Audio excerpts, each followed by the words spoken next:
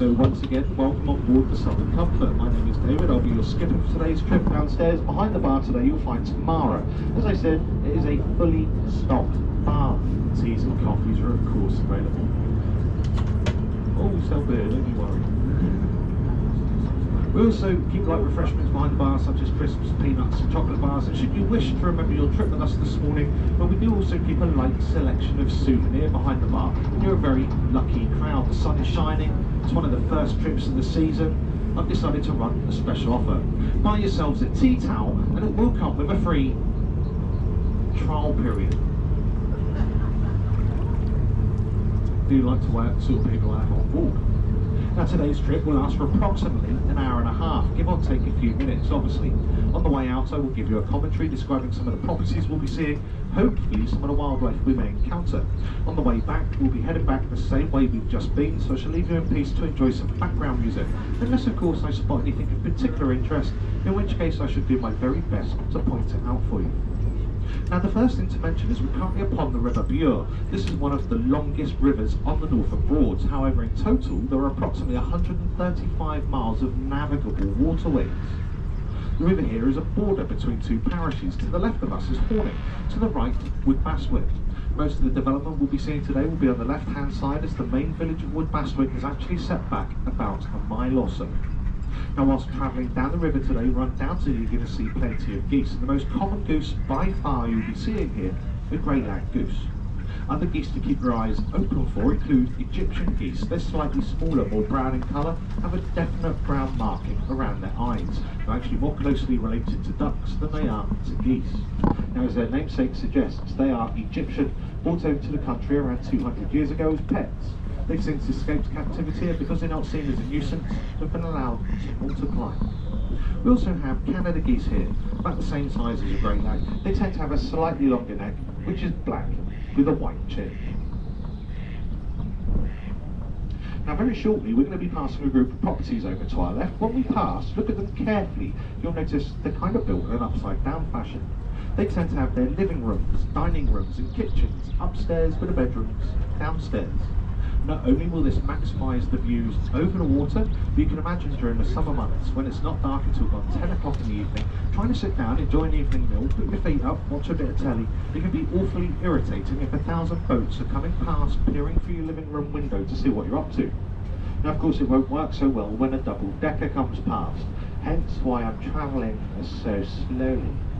So you can all have a good gawk through their windows, and I can keep up with what Jill's up to in the end property. Now I'm sure many of you will have heard of Swallows and Amazons and the Coot Club, books written by the author Arthur Ransom. Coot Club was based in and around Horning, and whilst writing that book, Arthur Ransom used to stay in this property just ahead of us to the left with a great picket fencing around the garden.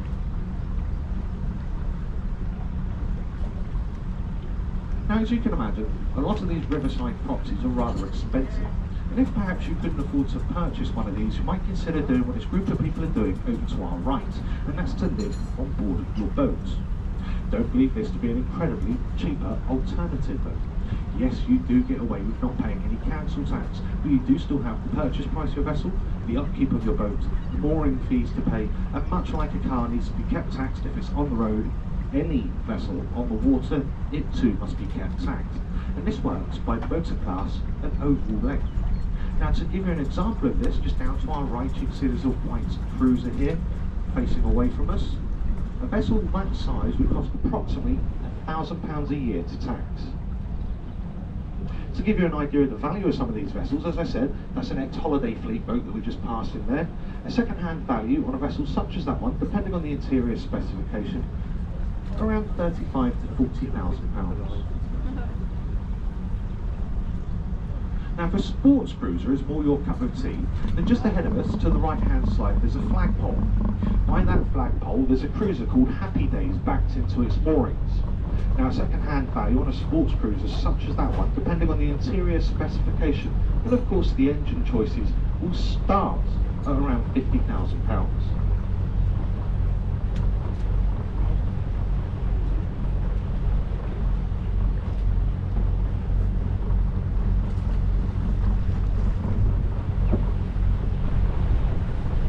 Once we've passed Southgate to our left, the majority of properties we'll be passing will be holiday lets.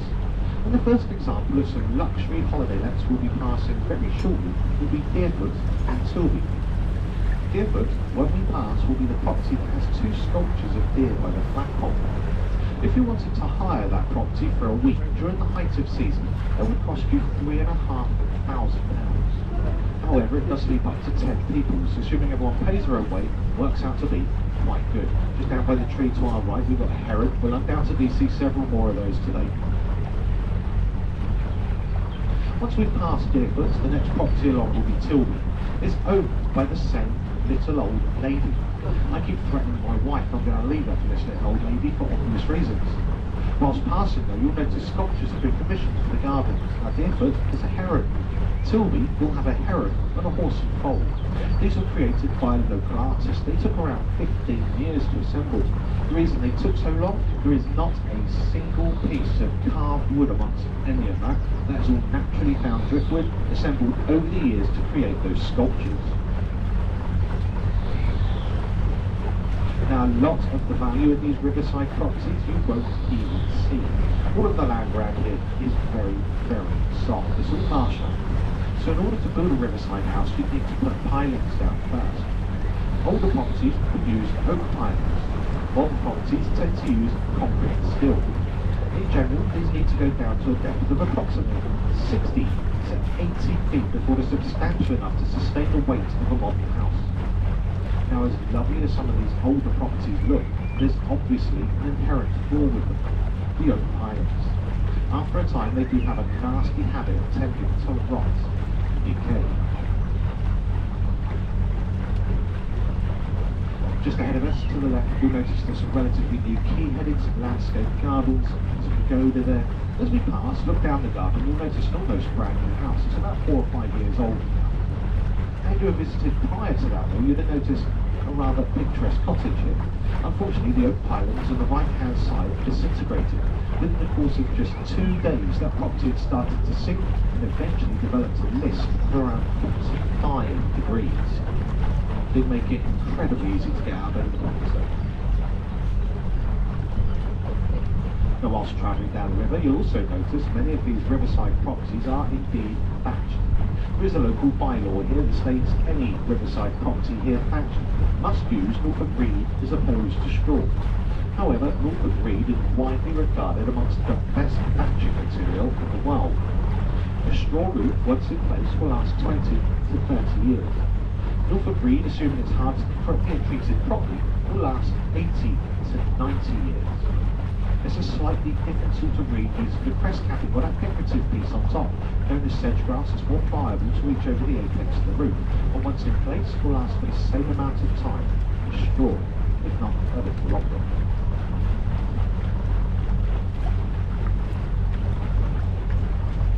So we're just about to pass a rather picturesque cottage to our left. Just beyond that, there's a rather nice boat shed, and these got the boat shed doors open at the moment, so those of you with good eyesight might be able to peer into there and see what does keep and restore brass engine steam vessels in there. Once past there, you'll notice there's a blue and white Tudor-style thatched building called Box Inn. That property was built by and lived in for a short time by a gentleman called Alfred Maynard. If you don't recognise that name, he's the gentleman who gave us wine gardens. Of course, other sleeping grounds are available.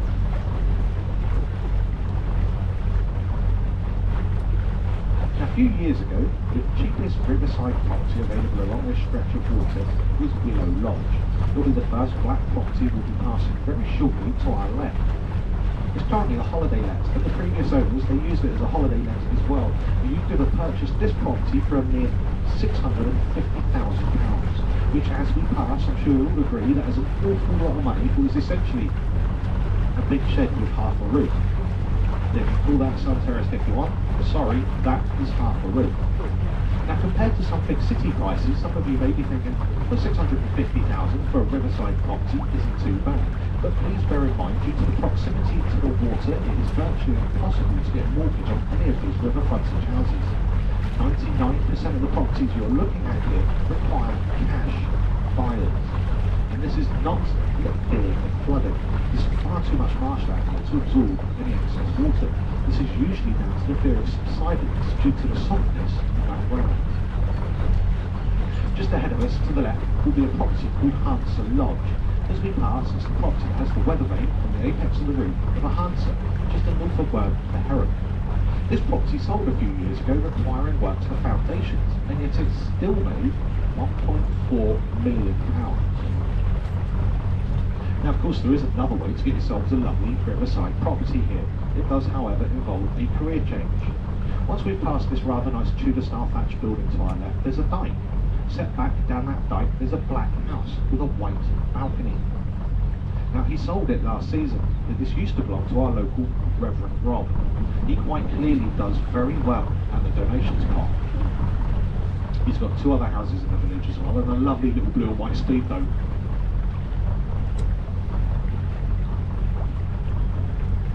Now, just about to emerge from behind the trees to our left will be one of the most photographed properties on the Norfolk Broads. It's an old Dutch-style windmill converted to a holiday let. Before being converted, it wasn't a windmill at all. It was a wind pump used to drain the land to make it more fertile for growing crops or building properties. Now, as I said, that's a holiday let. It is a 3-bedroom property. Must be a bit like the TARDIS inside there. Should you wish to stay there for a midweek during the height of season, well, that would cost you approximately £1,500. We're just coming up on a really well thought out little group of chalets. These have been especially created for disabled and anglers. Now, the fishing season is currently closed, however I will tell you more about the fishing here a little later.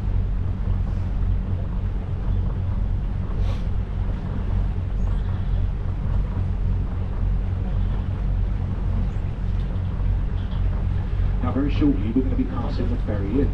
During the summer months, this is arguably one of the most popular pubs on the Norfolk Broads, and so called because for many years there was a little foot ferry that operated between here and the stayed ahead of us to the right-hand side. This is the closest point between the 2 villages forming Woodmascling. Now, the pub itself has a very colourful history. It's been destroyed completely twice. As some of you may be aware, during the Second World War, East Anglia was the UK's premier line of defence. As such, there are many RAF bases and airstrips around here. It was well known by the Germans that pilots used to frequent this pub, including such names as Douglas Bader, so it was purposely bombed by the Luftwaffe, suffering East Anglia's highest death toll for a single bombing and a single vomiting. In the late 1960s, the kitchens caught fire.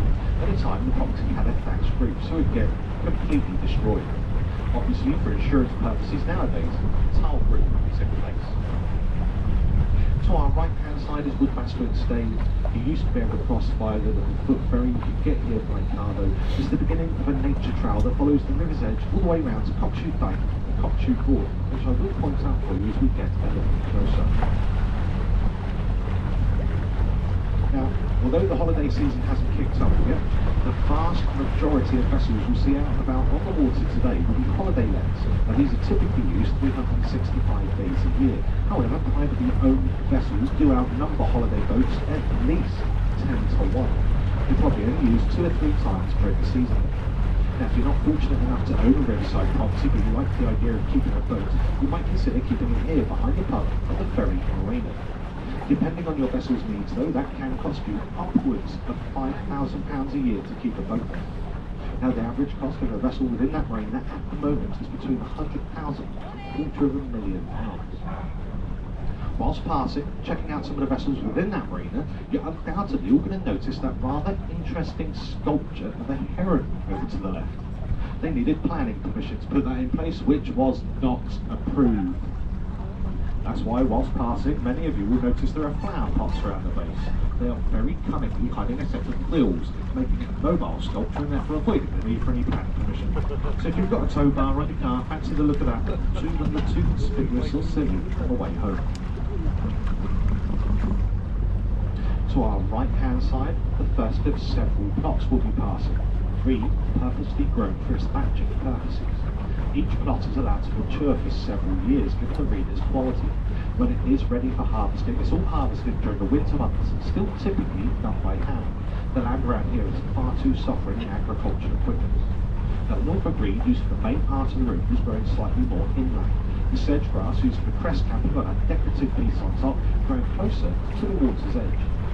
To thatch a property the size of Cresta Cottage, just ahead of us to the left, would require approximately 2.5 acres of fill. Now for those of you upstairs looking at the green bed over to our right hand side, you start to make out there are some strange little TP style bundles of green over there. Only once the green has been cut and baled do they allow trading vessels to come along, take that away for then it's going to auction away when it's to be sold for heavy use like before. Now the next thatched property we're passing over to our left hand side is Journey's End. And the family that owned this property are well known for hand feeding heron.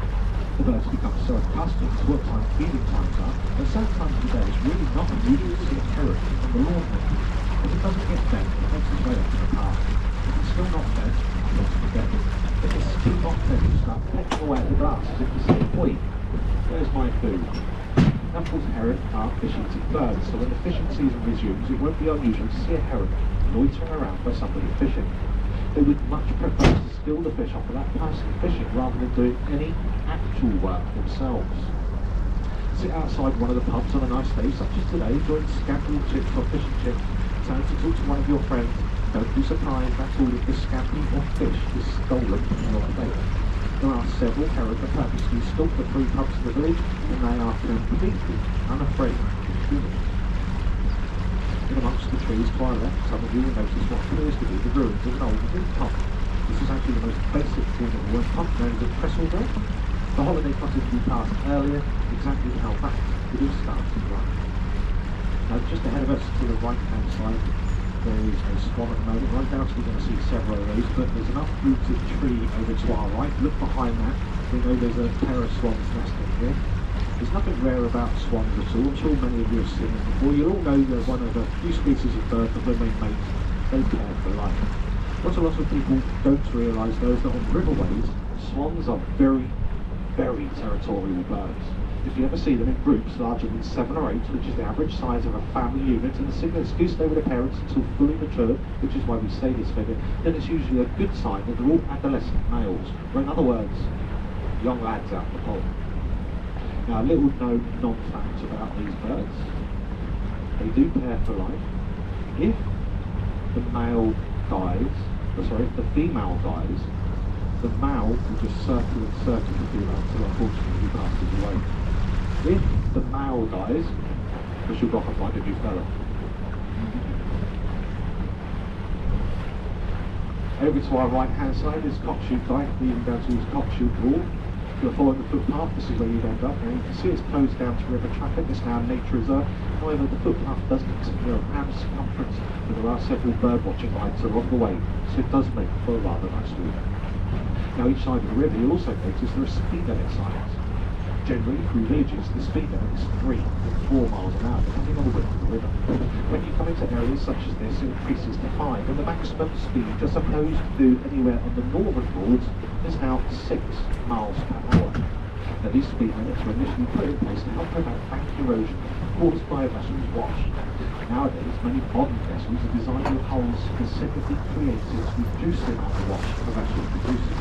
So assuming you're not on a speedboat doing 60 miles an hour, and the wash is not exceeding 3 or 4 inches, you can get almost the way you go as fast as you want. Now this is all policed by the Broads authorities, whose job it was to ensure everyone is behaving sensibly upon the waterways. During the winter months, their role changes slightly. As you can see, there are many trees that make the homes in or very close to the water's edge. Anything that falls or encroaches upon the river too much becomes their responsibility to ensure the riverways are still accessible. Now, of course, all rivers do eventually lead to the sea. There's another swan nesting over to our right. So sooner or later we'll be travelling upon salt water. Currently though, we're on fresh water. So if you are a keen angler looking forward to returning and doing some fishing here, you can look forward to mostly roach, grub, bream, tench, dace and perch. They can grow anywhere in size up to about 6 or 7 pounds. However, if you enjoy pike fishing, the pike fishing here is exceptional. People travel from all over the world to pike fish these rivers. The local record along this particular stretch of waterway is 43 pounds. That's only 2 pounds off the national record. We used to hold the world record along this very stretch. That was obviously broken and has again been broken by a gentleman in Germany fracture, 55 pipe. Now for those of you struggling to imagine what a locally caught 43-pound pipe might look like in size, well, it's approximately the size of a 5 to 6-year-old child. You can imagine what you tell those children if they misbehave.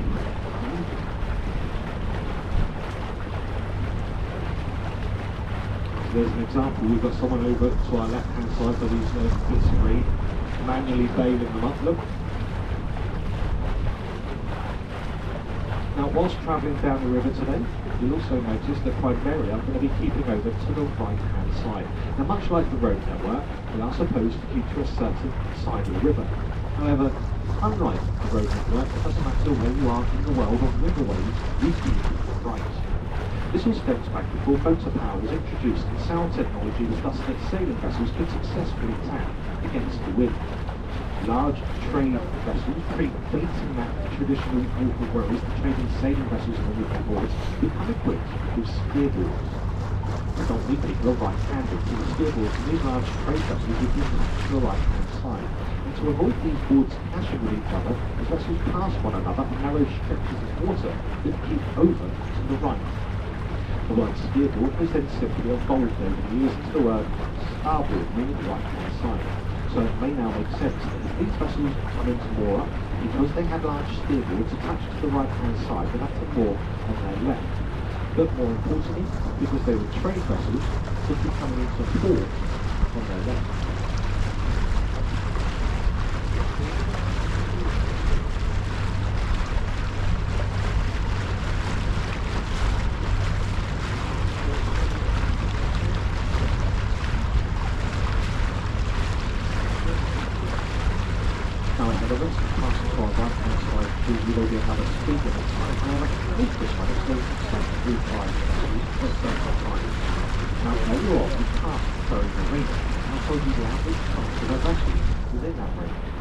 There's also a brokerage there. So you can't tell me you're going to go and spend potentially an awful lot of money on a vessel without ensuring those engines perform as they should do. So we're just about to enter a quarter of a mile zone where at certain times of the day, with the correct conditions in place and the correct trade plates in place, you're allowed to come along, open up those engines and test the performance of the boat. Now of course you could go out and do sea trials. However, then the speed limits for hauling would take several hours to get out to sea. Let alone your sea trials, and then several hours back. Now I'm pretty sure if buying a second-hand vessel, the previous owners are not going to approve of you putting so many hours on their craft that they'd be taking it out to sea before actually making the purchase. So unlike cars, where you need to gauge the mileage of a car before you make the purchase, with boats it's hours run. Now for the more observant of you, you may have noticed since leaving the main village behind, there's actually a distinct, vessels in 11 o'clock, just there behind the trees at the moment, so keep your eyes open there. There is a marsh area fairly close up for us. There's an area that lends itself very well to talking about marsh arrows, so we'll be talking more about these birds a bit later on. You can see that bird there.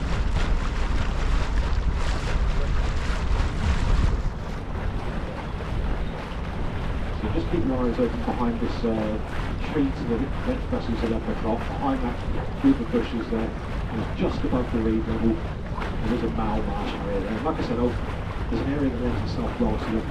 We've been seeing them every day so far, so it's very likely we'll see some more marsh arrows today, so if you missed that one, don't worry too much. But like I said earlier on, I'm sure some of you will have noticed, since leaving the main village behind, there's actually a distinct lack of smaller wildlife using the riverways here. Now in part, this is down to the otter. The otter was almost wiped out in Norfolk Broads, hunted for its fur much like mink. It was populated by Bedford in the 1970s, had a population boom in the 80s and is currently flourishing. Unfortunately though, the otter doesn't just hunt for food, it hunts for fun. So it has had a rather detrimental effect on the smaller wildlife such as moorhens and coots who use the reeds for nesting. Unfortunately, we still see plenty of this smaller wildlife on many of the smaller broads. The otters very rarely venture onto any of the smaller broads. They don't appear to like the attract them, much preferring to keep to the main riverways. Now, as lovely as the otter is to see, and we do regularly see them up and down this stretch now, because of that sheer detrimental effect it's having upon the smaller wildlife, it wouldn't surprise me if in too much longer we need to start culling them.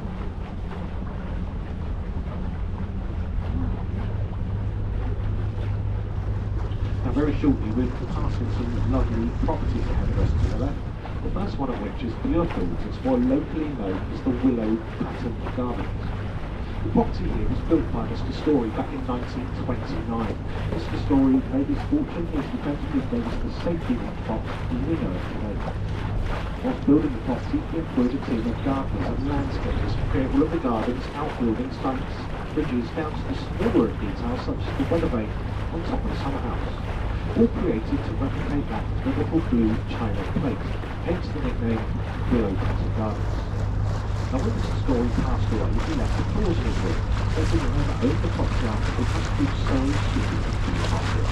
Unfortunately, that clause expired several years ago, but whilst passing, looking at the outbuildings, wondering whether that strange-looking TP-style thatch building is to the far left of the gardens, and that is just a sheep shelter. The rest of the outbuildings here, that look good enough to be small holiday lets, are just outbuildings, somewhere very posh to keep the lawnmowers nice and dry. Once past Bure, the next property will be passing as the old Ferry Inn vicarage. Now, the church aren't known for selling any land or properties. They do like to keep a hold of their assets.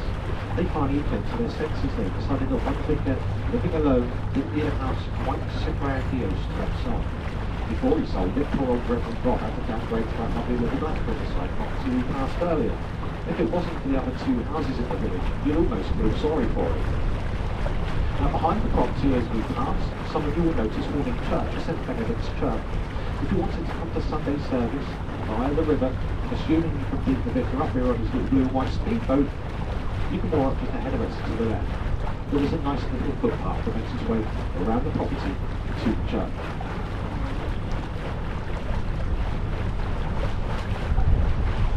Over to our right-hand side, I'm sure that many of you are able to see there's another church tower.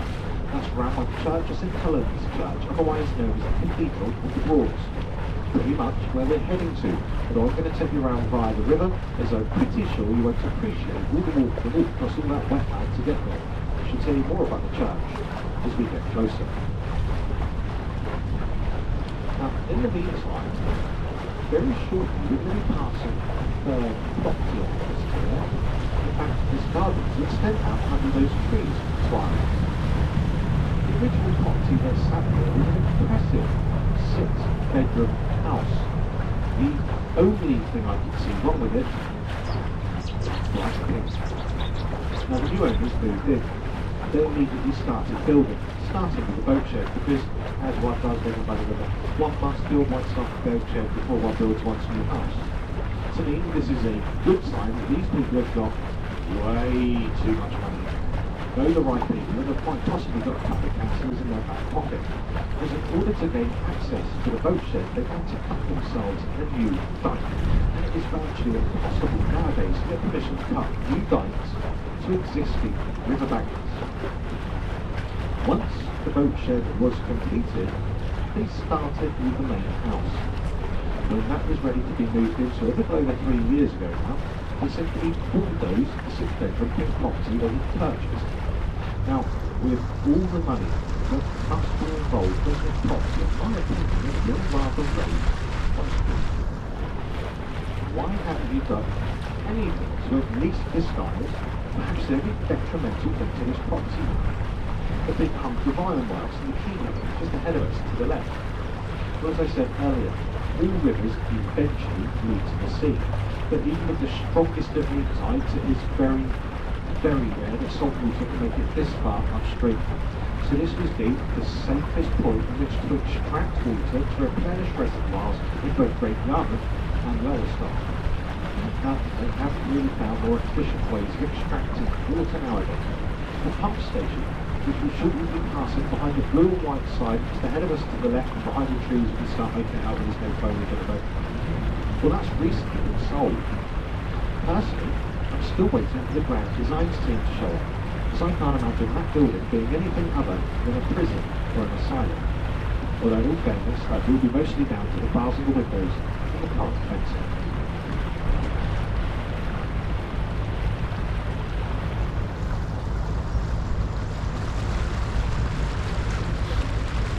Now, when we left our moorings earlier, I'm sure some of you will recall I sounded the horn 3 times. The commercial vessel just uses horn in much the same way as the crew uses indicators to let other vessels know what we're doing. We have yet to come across a single holiday maker that knows what any of these home signals mean. We would like to assume that should a great big boat be making a noise in front of them, they'd keep well out of the way. This is not always the case though, when we do have some very close shows. In fact, 9 times out of 10, they do tend to keep the way back. Should you be interested though, 3 blasts of the horn simply means my engines are in reverse. 1 blast, I'm turning right. 2 blasts, turning left. Any combination of those, so 4 or 5 blasts to the horn, especially manoeuvring to the right or manoeuvring to the left. Now, the important one for you guys to remember is 6 blasts to the horn.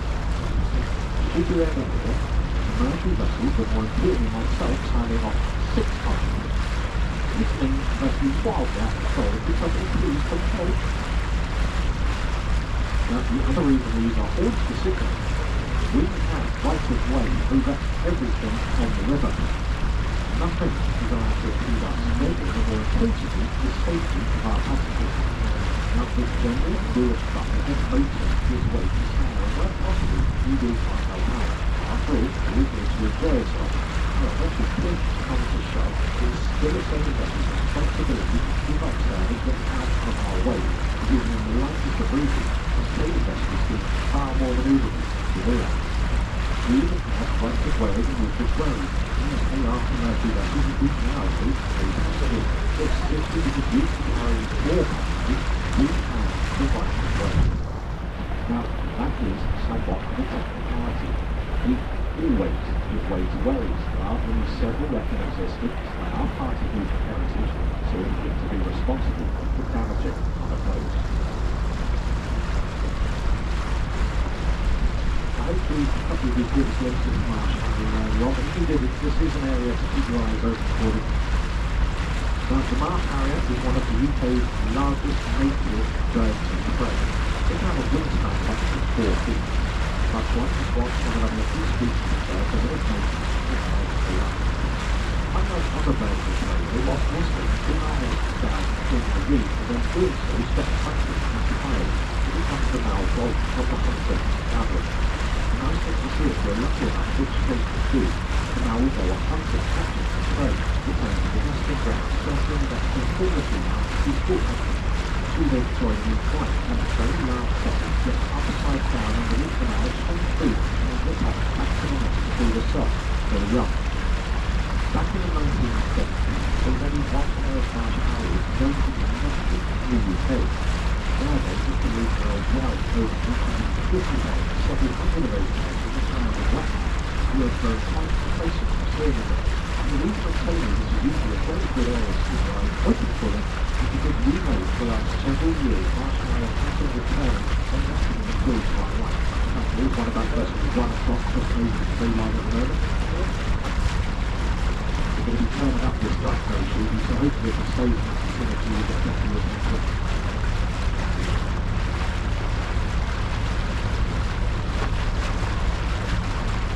The tree line, about the vessel's 2 o'clock now. Those of you interested in the aviation industry, Sydney Philippines. This is the job that we developed Dr. Arrow, patent vertically takeoff plan, which was inspiration for the way the marsh harrier hunts to design a plane. So it's hunting the boat off the coast to start.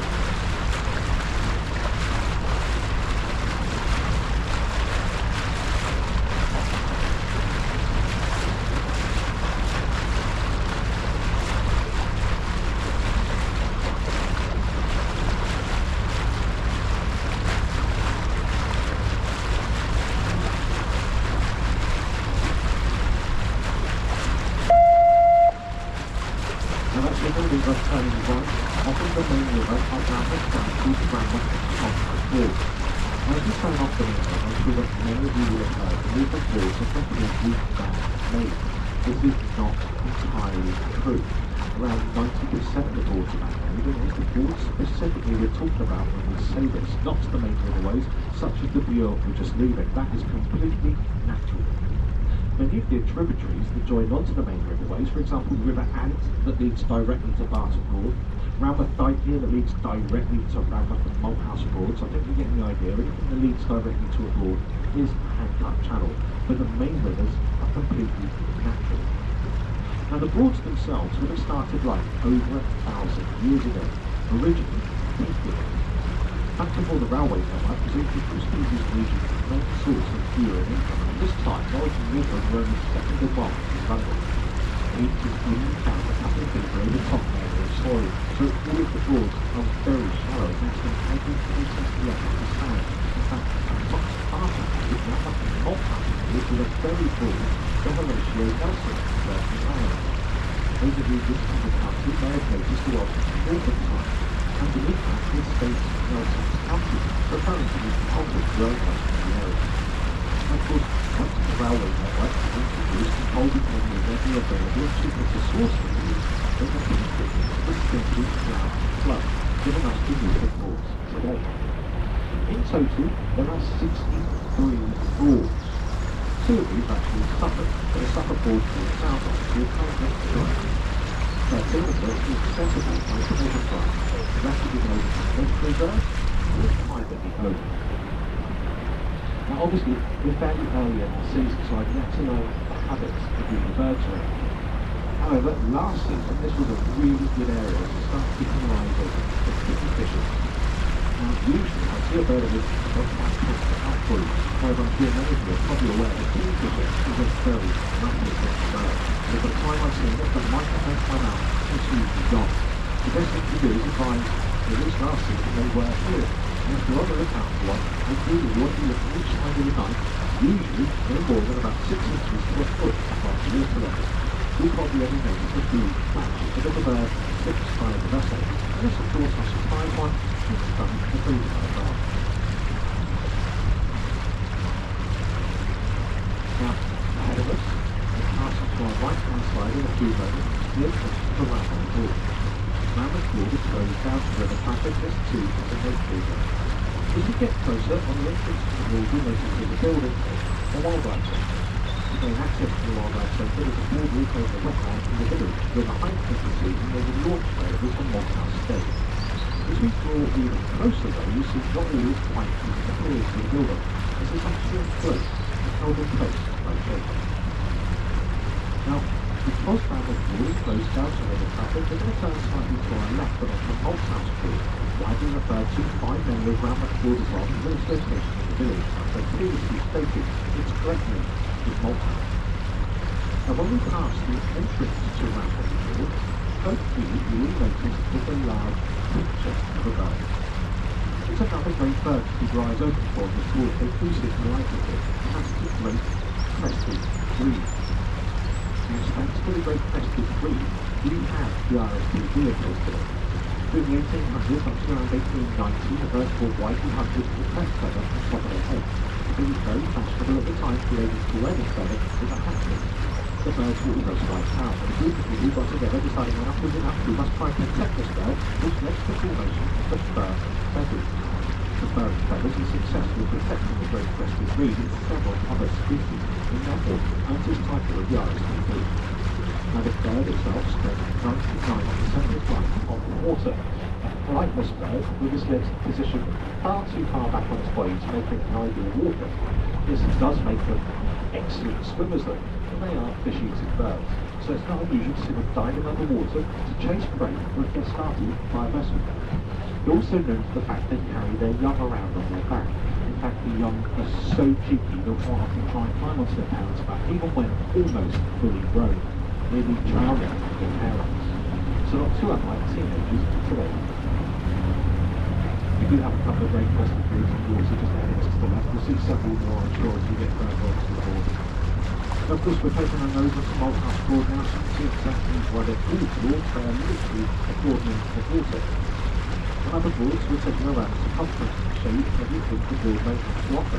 Unfortunately, areas this broad is far too shallow for. So all you do is poke our nose on build U-turn and head straight back out again, which conveniently marks the halfway point of the trip, almost like a plan. Before I do this though, I've got to think more about Ranworth Church, the vessel's 1 o'clock at night.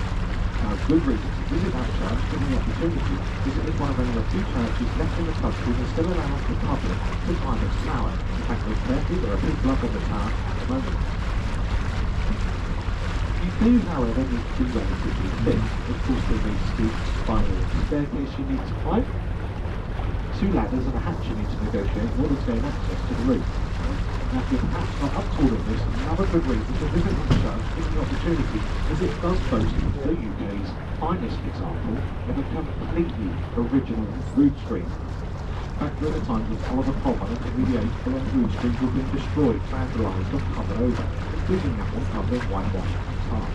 During the late 1970s, roof renovations were taking place to remove the tiles, revealing a piece of the roof screen. This led to a 7-year project, chipping away at whitewash and tar, revealing the roof screen, which to this day is still in its completely original paint. Thanks to its originality, storytelling and detailing within the paintwork, we even know who created the roof screen. It was created by a monk known as St. Pacifica, based down at St. Benet's Abbey, a little further down the river. It's said that during the times of dissolution, the ghost of St. Pacifica could be seen travelling to and from or through the church in extreme anguish. Since the roof screen's rediscovery in the late 1970s, no more sightings of the ghost have been seen. Looking at the church tower again, excluding the people up there, you'll notice a weather vane, which does commemorate that of St. Pacifica travelling to and from the church on his craft with his faithful dog in the bow of the vessel.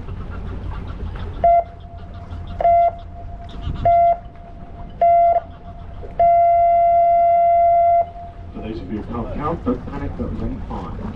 It means I'm manoeuvring the vessel to our left. Now, anyone who doubts what I'm saying about the depth of the water on these broads, check out the water to the left of us. You're going to see all the mud and silt being kicked up off the bottom. Anyone here with a particularly sensitive pushy may just about be able to feel the rudders touch the bottom as we turn around. Now, of course, once we've completed our turn, we're going to be headed back the way we came. So unless, of course, I spot anything of particular interest, I will leave you in peace now to enjoy some background music. However, should you have any questions, do feel free to come and see me in the wheelhouse. I will do my very best to answer anything you may have. And should I not know the answer, well, I'll make one up just for you. Now, failing seeing anything of interest along the way back, I will speak to you again as we approach our moorings. I do hope you enjoy the rest of your trip, enjoy this sunshine, and I thank you for listening. Thank you.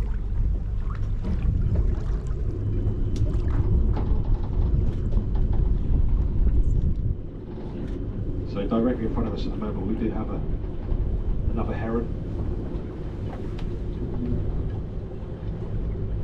During the height of the summer, I actually get fed up with pointing those birds out to people. They are really quite common around here, especially outside the pubs, or loitering around by anglers.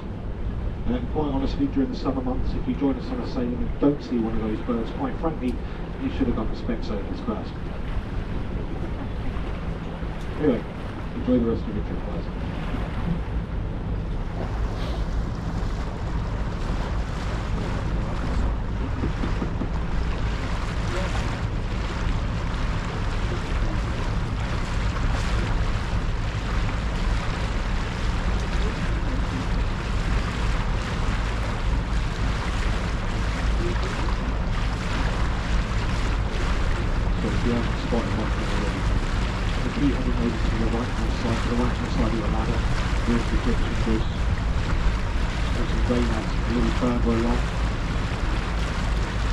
Actually, in the UK, the Canada goose is the most common goose. Either here on the Norfolk Broads, way outnumbered.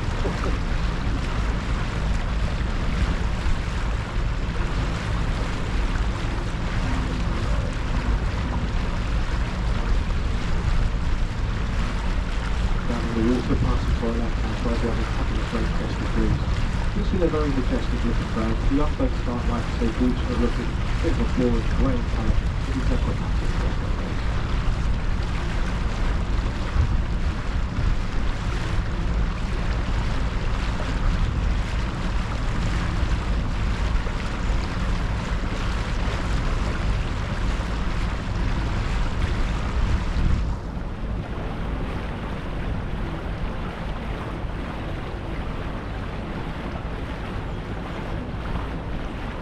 So it's actually thanks to the great crested breed that we have a new species of Norfolk Broads into this season.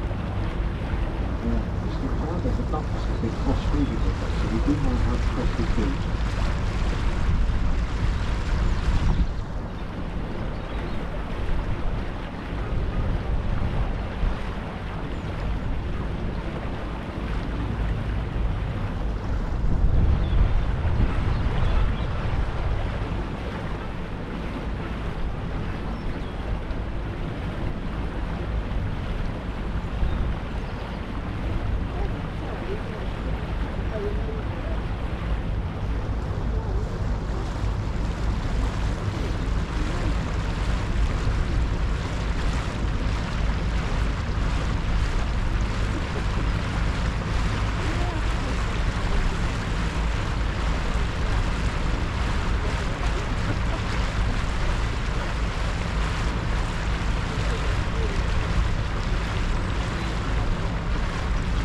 Keep your eyes glued to the right hand side of 50%, actually on the right hand side. It is about good marking whatsoever. Very much a still down when you get there. So it's great to keep your eyes glued to the right hand side.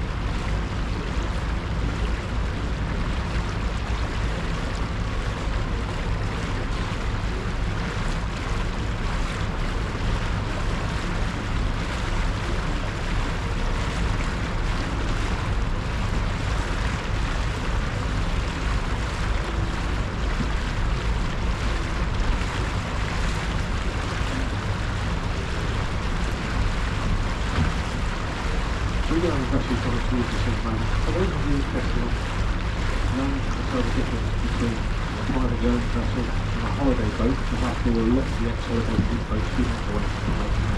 There are two really easy things to do. Number one, if they wave. If they wave back to our holiday, the ladies do see themselves across something.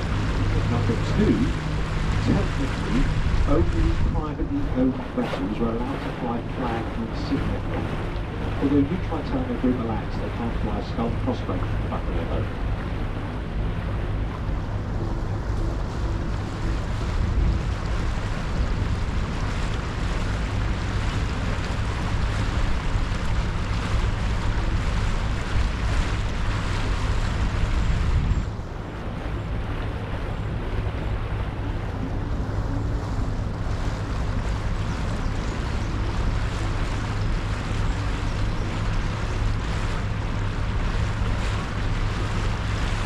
So fly towards us at the moment, the car side of the is going on to the right hand side of the boat. There is cormorants, a couple of these today, but not close enough to talk about. Now cormorants between 5 times their weight in fish every day. The reason they need to consume so much fish is the amount of energy they go to expel to get themselves airborne again. Now the reason they expel so much energy to get themselves airborne, whilst they're in the water, is to get 100 feet by them. Whilst they're in the water hunting their fish, they don't actually have waterproof feathers. So the longer they're in the water, the lower they'll sit in the water. Not unusual on a bright, breezy day such as today to see a cormorant sitting somewhere with its wings wide open, just airing itself dry.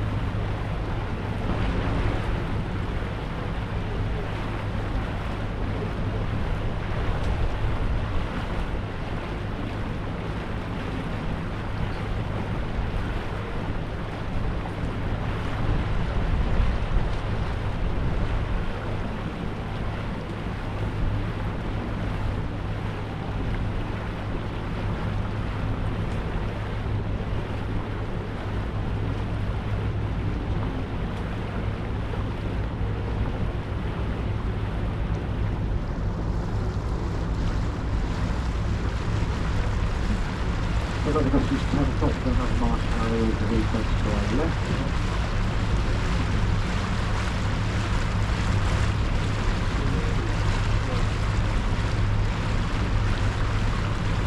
We've got a walking footpath outside as well, so a good little footpath there, but there's a little on there.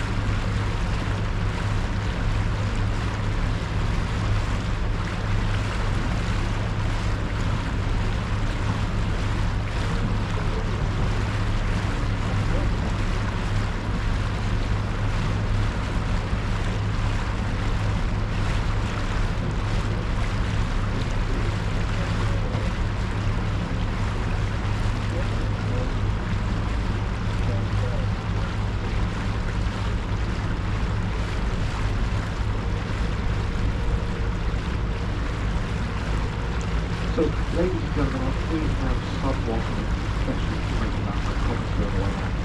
Now, some of you will recall me telling you about that sculpture of the Herald's on the street to our right-hand side. Everything I told you about that sculpture is entirely true.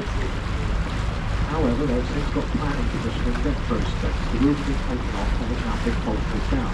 They agreed to leave the flower pots there with one quirky story to tell on the way out. It does unfortunately mean that if you are still thinking about our picture, then you need a trailer with a 19-year-old spanning. I repeat, a 19-year-old spanning. In itself, I don't like the sculpture. Now, we have spotted herring today. The crest feathers follow the head line down. They don't poke up like that. To me, that looks more like a road running. And all we're missing is wily coyotes, nothing bolder.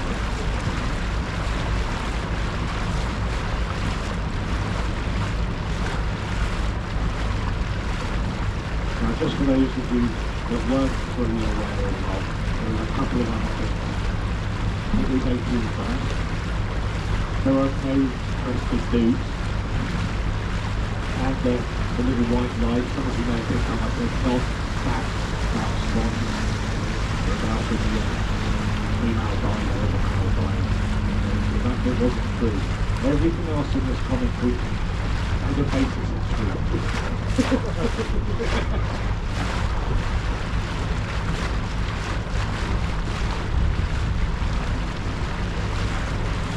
Although it really would surprise me if the mouse swung by and how it would go on.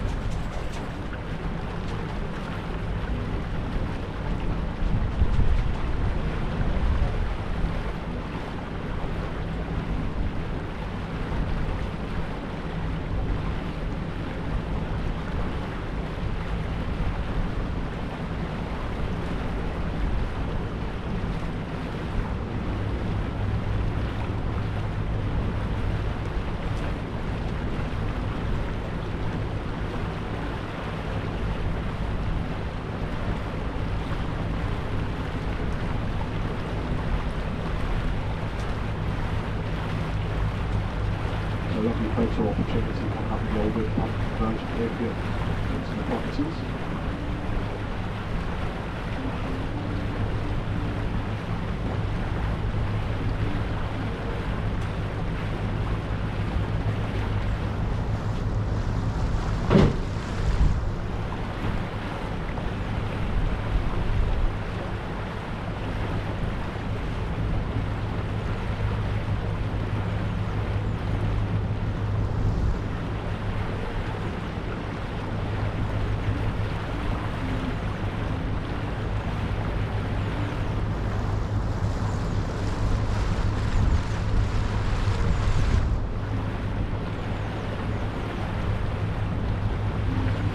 So the white property between these two rather nice boxes. This is relatively new, it's a couple of years old. This is actually a flat pack house. It only took them 3 months to assemble to start fitting, which does go to show it looks wonderful. Like here it is pretty decent stuff nowadays. However, there is something that every other week adjusted bolts on it.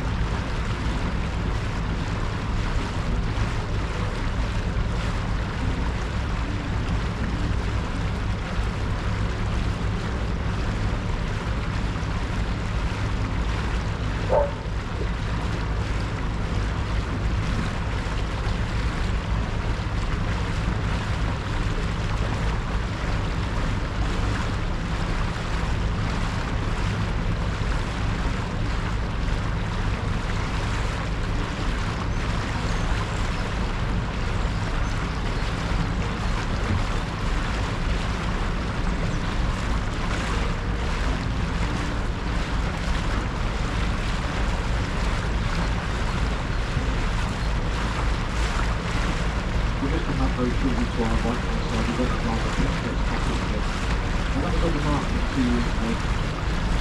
And the last price was 1.3 million. When you look down that private light, you've got a boat shed on the back there, and you've actually got a little holiday on the front of the boat shed there. Heaps of money.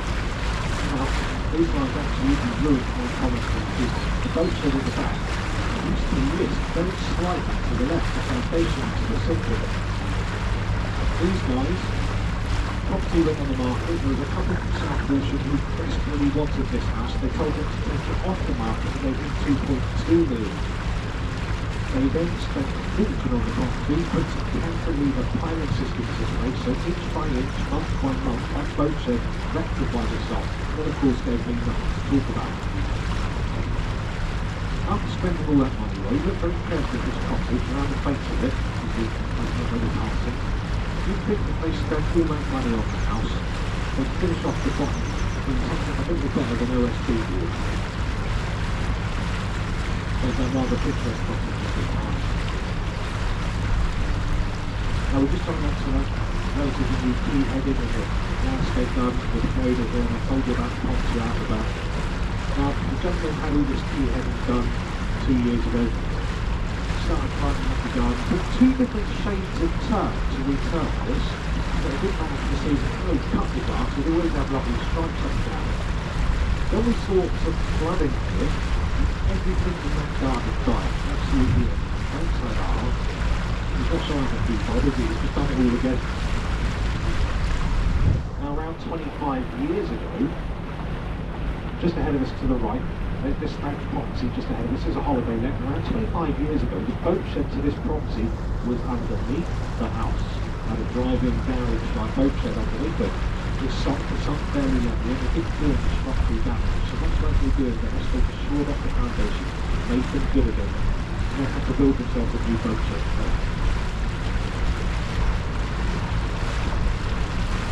Now on that far right-hand side is my future next property. Future ex-wife, yeah, there's a little old lady, got 2 great big over £1 million houses.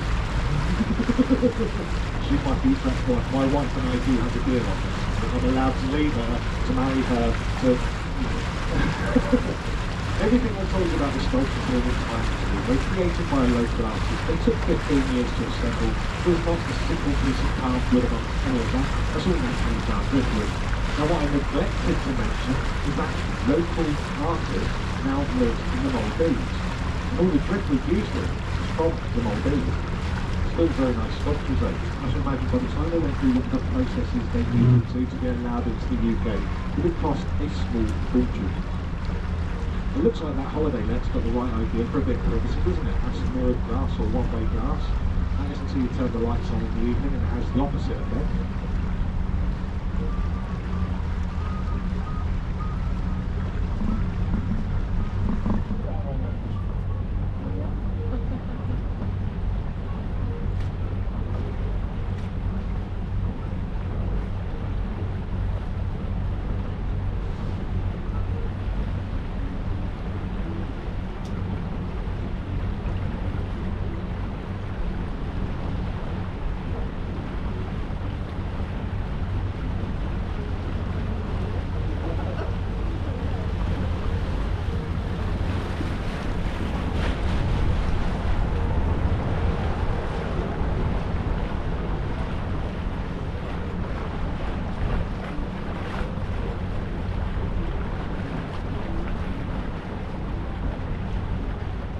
So if you missed it on the way out, very shortly ahead of us to the right-hand side, we're going to be passing a vessel called Viking Queen, stern on board into its berth.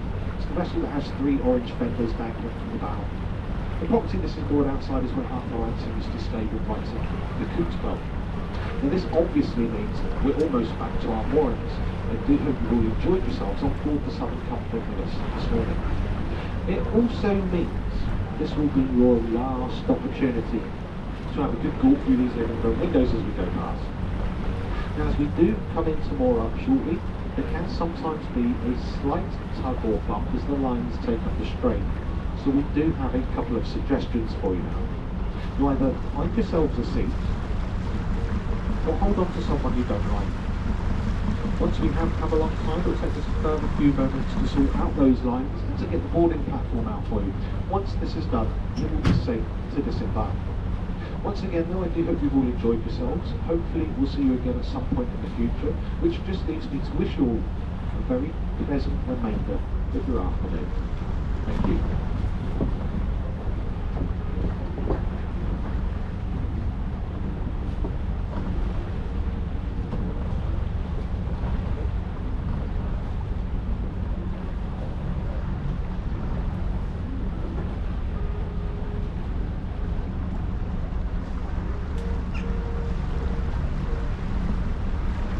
If you are staying in the village for a little while, the Stave and Willow here over to our right hand side, this property does some lovely lunches